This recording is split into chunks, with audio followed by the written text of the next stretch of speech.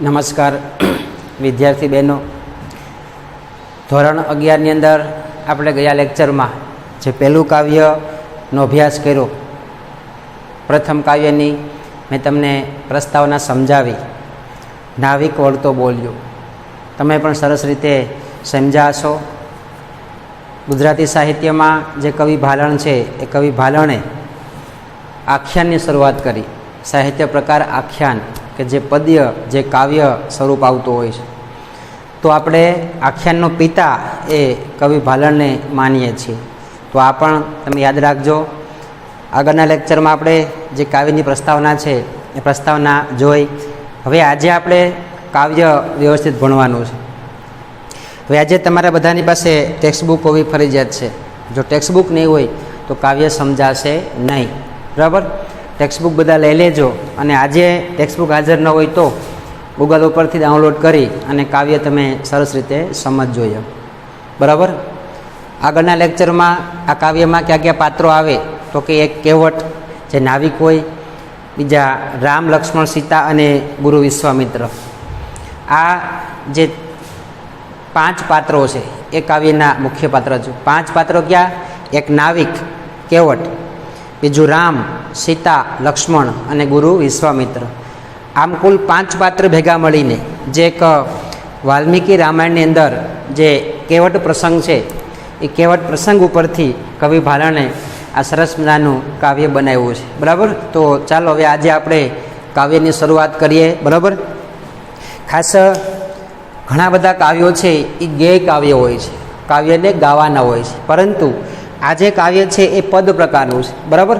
પણ આનો એમ કોઈ ગીત જેવો રાગ નથી, એ ખાસ સમજજો, બરાબર?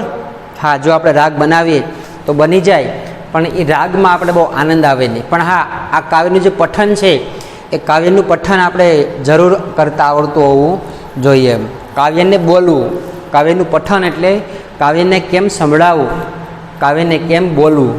તો આજે હું તમને પહેલાં કાવ્યનું પઠન સંભળાવીશ, બરાબર?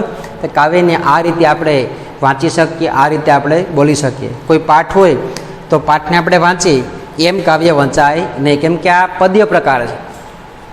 આ એક પ્રકારનો રાગની અંદર કાવ્ય હોય છે, એટલે ખાસ કાવ્યનું પઠન પણ આપણા મગજમાં હોવું જોઈએ. એમ તો પહેલાં આપણે આખું કાવ્ય છે એનું પઠન કરશું. કાવ્યના પઠન પછી કાવ્યને આપણે સમજશું, બરાબર? તો શરૂઆત કરીએ. પેજ નંબર 1 ઉપર તમારા બધાની પાસે ટેક્સ્ટબુક હોવી જોઈએ, બરાબર? તો આ રીતે કાવ્યનું પઠન આપણે કરીએ કે નાવિક વળતો બોલ્યો સાંભળો મારા સ્વામી. નાવિક વળતો બોલ્યો સાંભળો મારા સ્વામી. સાથ સહુ કે નાવે બેસો નહીં બેસારું રામ. સાથ સહુ કે નાવે બેસો નહીં બેસારું રામ. વાર્તા મેં સાંભળી છે ચરણ રેણથી અપાર. વાર્તા મેં સાંભળી છે ચરણ રેણથી અપાર. અહલ્યા ત્યાં થઈ સ્ત્રી સહી પાષાણ ફીટી નાર. અહલ્યા ત્યાં થઈ સ્ત્રી સહી પાષાણ ફીટી નાર. આજીવિકા મારી એહે છે જુઓ મન વિવેક. આજીવિકા મારી એહે છે જુઓ મન વિવેક. સ્ત્રી થતાં વાર ન લાગે કાષ્ઠ પાષાણ એક. સ્ત્રી થતાં વાર ન લાગે કાષ્ઠ પાષાણ એક. આજીવિકા ભાંગે મારી આગે એક સ્ત્રી છે ઘેર. આજીવિકા ભાંગે મારી આગે એક સ્ત્રી છે ઘેર. બે મળીને શું જમે હું શી કરું ત્યાં પેર. બે મળીને શું કરે હું શી કરું ત્યાં પેર. હસી વિશ્વામિત્ર બોલ્યા ચરણ રેણથી સ્ત્રી થાય. હસી વિશ્વામિત્ર બોલ્યા ચરણ રેણે સ્ત્રી થાય. તે માટે ગંગાજળ લઈને પખાલો હરિપાય. તે માટે ગંગાજળ લઈને પખાળો હરિપાય. હસીને હરી બેઠા હેઠા રામ. હસીને હરી હેઠા બેઠા રામ. અશરણ શરણ. અશરણ શરણ. નાવિકે ગંગાજળ લઈને પખાલ્યા તા ચરણ. નાવિકે ગંગાજળ લઈને પખાલ્યા તા ચરણ, બરાબર? તો આ રીતે બહુ નાનું કાવ્ય છે. આ રીતે તમે પણ બધા કાવ્યનું પઠન કરજો. મિત્રો કોઈ પણ કાવ્ય હોય એનું પઠન હંમેશા આપણે આવડતું હોવું જોઈએ. ગુજરાતી સાહિત્યમાં જે બધા કાવ્યો છે એ બધા કાવ્યનો રાગ નથી. ઠીક છે, અમુક લોકગીતો હોય, અમુક હાલરડું હોય, અમુક પ્રભાતી હોય, અમુક આખ્યાન હોય, તો એનો આપણે રાગ હોય, પરંતુ આ જે કાવ્ય છે એનો રાગ નથી. બરાબર, આનું આપણે પઠન કરી શકીએ. તો આમ તમે આ કાવ્યનું સરસ મજાનું પઠન કરજો. તમે પણ આ રીતે બોલજો.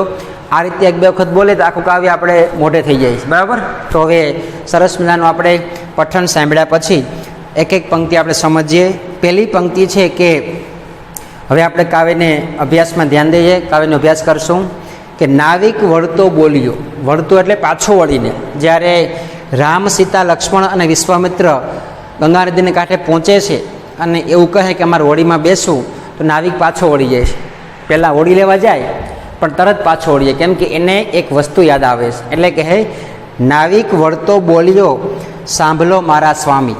રામને એ સ્વામી માને છે, કેમ કે ભગવાન આપણા સ્વામી છે. એટલે રામને સ્વામી માની અને સંભળાવે છે કે સાંભળો મારા સ્વામી, સાથ સહુ કે નાવે બેસો. કે બીજા બધા જે છે તમે નાવમાં બેસી જાઓ. કોણ બીજા? તો કે સીતા, લક્ષ્મણ અને વિશ્વામિત્ર. તમને બેસાડીશ, પણ નહીં બેસાડું રામ રે. રામને હું બેસાડીશ નહીં.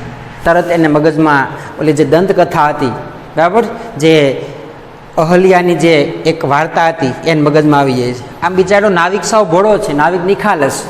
જે નિખાલસ માણસ હોય એ ગમે એને મોઢે કહી દે, એને મનમાં એમ ન હોય, કેમ કે ભોળા માણસ. પણ જે કપટી માણસો હોય એ સામેના માણસને સારું લાગે એમ જ બોલે, પછી ભલે નુકસાન થાય. તો એના કરતાં ખરેખર ભોળો માણસ સારો, જેવું હોય એવું કહી તો દે. આમ આ કેવટ, આ નાવિક બહુ ભોળો માણસ, એટલે કહી દે કે ભાઈ રામને હું બેસાડીશ ને. કેમ કે એને શું મગજમાં યાદ આવ્યો છે કે આગળ અહલ્યા નામની સ્ત્રી જે પથ્થરમાંથી શું બની ગઈ? સ્ત્રી બની ગઈ. કોના સ્પર્શથી? તો કે રામના ચરણ સ્પર્શથી.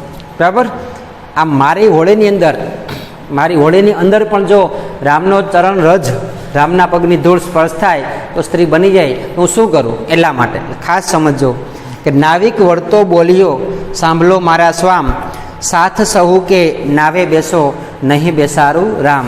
નાવિક પાછો વળી અને બોલે છે, બરાબર, કે હે સ્વામી, હે રામ, તમે મારી વાત સાંભળો. બીજા જે સાથે છે એને બેસાડીશ, સીતા, લક્ષ્મણ, બરાબર, વિશ્વામિત્ર, એને, પણ રામનું બેસાડીશ નહીં. કેમ કે વાર્તા મેં સાંભળી છે ચરણ રેણથી અપારે. કે મેં વાર્તા સાંભળી, એક દંતકથા સાંભળી કે તમારા ચરણ રેણ, રેણ એટલે પગની ધૂળ, કે રામના ચરણ, રામના પગ, અને પગની ધૂળ એટલે રામના ચરણ રેણથી અપાર. બરાબર, અપાર એટલે જેનો કોઈ પાર ન પામી શકે. એ અહલ્યાતા થઈ તે સ્ત્રી, રામના પગની ધૂળને કારણે, સ્પર્શ થવાને કારણે અહલ્યા નામની જે એક સ્ત્રી હતી એ પથ્થરમાંથી શું બની ગઈ? સ્ત્રી બની ગઈ. બરાબર, અને પાષાણ ફીટીનાર, પાષાણ એટલે પથ્થર, યાદ રાખજો. અમુક જે અઘરા શબ્દો છે એ પણ તમે લખતા જજો. બરાબર, અને ખાસ યાદ રાખજો, પાષાણ એટલે શું થશે? તો કે પથ્થર થશે. બરાબર, અને બીજો શબ્દ છે ફીટી એટલે ફાટીને, બરાબર, તૂટીને. એટલા માટે કહે કે વાર્તા મેં સાંભળી છે ચરણ રેણથી અપાર. કે મેં એક વાર્તા સાંભળી છે કે રામના ચરણ રેણથી, રામના પગની ધૂળથી અપાર, કે જેનો કોઈ પાર ન પામી શકે એવી સંસ્કારી સ્ત્રી. બરાબર, અહલ્યાતા થઈ તે સ્ત્રી સહી, કે અહલ્યા નામની જે એક પથ્થરમાં છુપાયેલી સ્ત્રી હતી એ પથ્થર ફાટીને, પાષાણ ફીટીના, એટલે કે પથ્થર ફાટીને એક સ્ત્રી બની ગઈ હતી. આમ બિચારો કેવટ નાવિક જે છે એ વાર્તા સાંભળી હશે એટલે રામને સંભળાવે કે હું રામને બેસાડીશ નહીં. એને પણ બીક લાગે છે કે અહલ્યા નામની સ્ત્રી પથ્થર હતી એમાંથી સ્ત્રી બની ગઈ, તો જો મારી હોળી પણ રામના પગની ધૂળને કારણે હોળીમાંથી સ્ત્રી બની જાય તો બે સ્ત્રીને હું શું કરું? બરાબર, અને મારું જે આજીવિકાનું સાધન છે એ પણ ટળી જાય. એટલા માટે આજીવિકા મારી એ છે કે આ હોળી જે છે મારી આજીવિકા છે. જો હોળી પણ સ્ત્રી બની જાય તો શું કરું? એની મનમાં શું બીક છે કે જેમ અહલ્યા નામની સ્ત્રી પથ્થરમાંથી સ્ત્રી બની ગઈ રામના પગની ધૂળને કારણે, એમ જો મારી હોળીમાં પણ રામ બેસે અને રામના પગની ધૂળ અડે અને હોળી સ્ત્રી બની જાય તો મારું આજીવિકાનું સાધન છે એ પણ જતું રહે, અને બીજી સ્ત્રી ઉત્પન્ન થાય તો બીજી સ્ત્રીનું કેમ, કઈ રીતે ગુજરાન ચલાવવું? આમ એને પોતાને મૂંઝવણ છે કે આજીવિકા એટલે ગુજરાન. બરાબર, એક આવકનું સાધન. આજીવિકા મારી એ છે જુઓ મન વિવેક. તમે ખરેખર મનની અંદર વિવેકથી જુઓ. બરાબર, તમે આમ સંસ્કારથી જુઓ તો આજીવિકાનું મારું સાધન છે. બરાબર, સ્ત્રી થતાં વાર ન લાગે કાષ્ઠ પાષાણેક. અને ખાસ આજે આજીવિકાનું સાધન છે હોળી, એ કાષ્ઠ લાકડું છે. કાષ્ઠ એટલે લાકડું, પાષાણ એટલે પથ્થર, બરાબર. અને પથ્થર અને લાકડું સમાન ગણાય. એટલે આ પણ જો લાકડું જે છે એ સ્ત્રી બની જાય તો શું કરવું, બરાબર. કે સ્ત્રી બનતા વાર ન લાગે કાષ્ઠ પાષાણેક, કે તરત સ્ત્રી બની જાય. આજે મારી હોળી છે તરત સ્ત્રી બની જશે. અને આમ જોઈએ તો પથ્થર અને લાકડું એક જ ગણાય, બરાબર ને. બંનેમાંથી સાધનો બનતા હોય એટલા માટે. આમ એ બીજાળું કહેવત જે છે એ સંભળાવે કે સ્ત્રી થતાં વાર ન લાગે કાષ્ઠ પાષાણેક, બરાબર. અને આમ એ કહેવત જે છે રામને સંભળાવે છે કે આ હોળી મારું આજીવિકાનું સાધન છે, બરાબર. તમે મનની અંદર વિચારો, તમે વિવેકથી જોવો તો એ મારું આજીવિકાનું સાધન છે. અને જેમ પથ્થરમાંથી સ્ત્રી બની ગઈ એમ આ કાષ્ઠ, આ લાકડું છે એમાંથી પણ સ્ત્રી બની જાય તો કંઈ વાર લાગતી નથી. આમ પોતે સંભળાવે છે, સમજાવે છે, બરાબર. આજીવિકા ભાંગે મારી, કે મારું જે આવકનું સાધન છે, મારે જે કમાણીનું સાધન છે ભાંગી જાય, પછી હું કરવું છું? હોળીમાં તે સ્ત્રી બની જાય તો કે સ્ત્રીને તો પણ હોળીમાં પછી તરાતી નથી કે હોળી બનાવતી નથી, બરાબર ને. એટલે મુશ્કેલી છે કે આજીવિકા ભાંગે મારી, મારું આવકનું સાધન છે પણ ભાંગી જાય. અને આગે એક સ્ત્રી છે ઘેર, એક મારી પત્ની છે, એક સ્ત્રી તો છે જ, અને એમાં આ બીજી સ્ત્રી આવે તો બંને સ્ત્રીઓને મારે ઘરે કેમ ભરણ પોષણ કરવું? આ મને પોતાની મૂંઝવણ છે. કહેવત ખૂબ બિચારો ગરીબ છે, બરાબર. એટલે કહે કે આજીવિકા ભાંગે મારી, આગે એક સ્ત્રી છે ઘેર, અને મારી આજીવિકાનું સાધન છે એ પણ ભાંગી જાય. અને બીજી સ્ત્રી ઉત્પન્ન થાય તો એક સ્ત્રી તો ઘરે છે, મારી પત્ની ઘરે છે, બરાબર. બે મળીને શું જમે? અને આમ આ જો હોળી પણ સ્ત્રી બની જાય તો બંને ભેગી થાય અને બે સ્ત્રીઓ ઘરે જમે શું? કેમ કે એક તો આવકનું સાધન જતું રહે અને બીજી એને કોઈ આવક છે નહીં, તો બે મળીને જમે શું, ખાઈશું, બરાબર. હું શી કરું તા પેર, પેર એટલે સેવા, અને હું બંનેની સેવા કેમ કરી શકું? હું એકનું માન ભરણ પોષણ કરું, એક મારી પત્ની છે અને માન ગુજરાન ચલાવું અને માન પૂરું કરું, એમાં બે થાય તો મારે કરવું શું, બરાબર ને. આમ પોતે મૂંઝવણ અનુભવે છે. એક પત્ની હોય ને બીજી પત્ની થાય તો બંને ઘરે ઝઘડા કરે તો અમુકનું નાવિકને પણ ઘરે રહેવું પડે, ક્યાંય કમાણી કરી શકવા જતો નથી એમ. કેમ કે ઘરે રખડવું કરવું પડે ને, બે જણા ક્યારે બાંધે એમ. બિચારો મૂંઝાય છે કે એક સ્ત્રીને માનવાનું સાચવી શકું અને એમાં બીજી સ્ત્રી જો ઘરે જાય તો બેને એવું કેમ સાચવું એમ? મારે ઘરે રહેવું પડે, કામ ધંધે કંઈ જઈ શકાય નહીં, અને આવકનું સાધન છે પણ જતું રહે, તું કરું છું એમ, મારે ભૂખે મરી જવું પડે. આમ આ નાવિક આ કેવટ નિખાલસતાથી બિચારો સમજાવે છે, બરાબર, રામને એમ. આવું જે સાંભળે છે, કોણ સાંભળે છે? ગુરુ વિશ્વામિત્ર. વિશ્વામિત્રને એમ કે બિચારો નાવિક આ કેવટ કેવો ભોળો છે, જોતા આવી કંઈક વાક્ય સાંભળીએ છે એટલે એને એમ કે મારી હોળી પણ સ્ત્રી બની જાય. આમ વિશ્વામિત્રને હસવું આવે છે. એટલે હસી વિશ્વામિત્ર બોલ્યા, ચરણ એને સ્ત્રી થાય. શું બોલ્યા? કે વાંધો નહીં, તને એમ લાગતું હોય કે ચરણ રેણથી, ચરણ એટલે પગની ધૂળથી જો સ્ત્રી થાય તો તે માટે ગંગાજળ લઈને પખાલો હરિપાય. કે વાંધો નહીં, તમને જો શંકા હોય, તમને મનમાં એમ બીક હોય કે રામના પગની ધૂળથી સ્ત્રી બની જાય તો આ ગંગાજળ લઈ લે, ગંગાનું પાણી લઈ લે અને રામના પગ ધોઈ નાખ. પખાળો એટલે પગ ધોવા, બરાબર ને, પા એટલે પગ, યાદ રાખજો. તને એવી શંકા હોય તો વાંધો નહીં, ગંગાજળ લઈ રામના પગ ધોઈ નાખ, પછી બેસાડીશ ને. આમ વિશ્વામિત્રને રસ્તો કાઢી બતાવે. અને ખાસ એના ઉપરથી આપણે એક ગુજરાતીમાં પણ એક ગીત પણ બન્યું છે, બરાબર, કે ભાઈ પગ મને ધોવા દો ને રઘુરાય, બરાબર ને. સરસ મજાનું ગીત પણ એ આના ઉપરથી બન્યું છે કે જ્યારે નાવિક કેવટ રામના પગ ધોવે છે અને રામ નીચે બેઠા છે, બરાબર, રામને પણ હસવું આવે છે.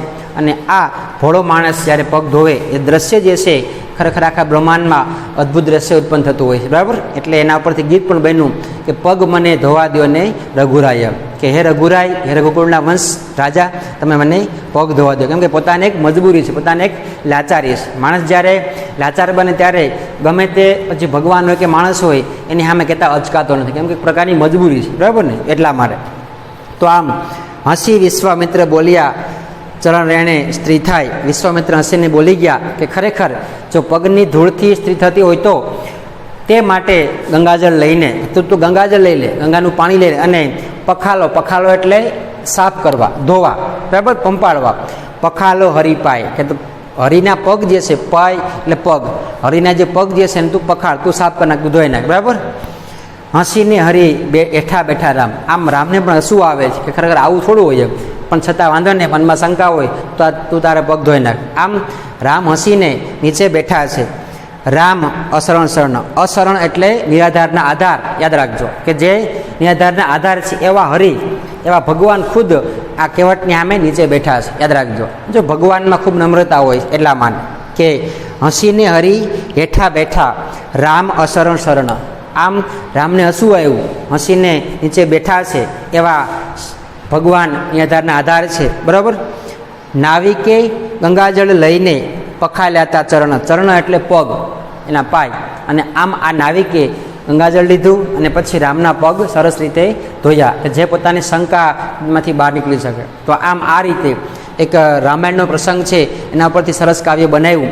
નાવિક બિચારો ભોળો હતો, ખુદ ભગવાનને અને વિશ્વામિત્રને હસવું આવ્યું કે ભાઈ આવું ન હોય, પણ જે કોઈ માણસને શંકા હોય તો વાંધો નહીં, ભગવાન તો હંમેશા નમ્ર હોય છે. એટલે ભગવાનને કંઈ પણ ના કે કીધા વિના, કંઈ પણ બોલ્યા વિના નીચે બેસી જાય છે અને એ નાવિકને પગ ધોવા દે છે. બરાબર. તો આમ સરસ નાનું કાવ્ય આપણે અત્યારે ભણ્યા.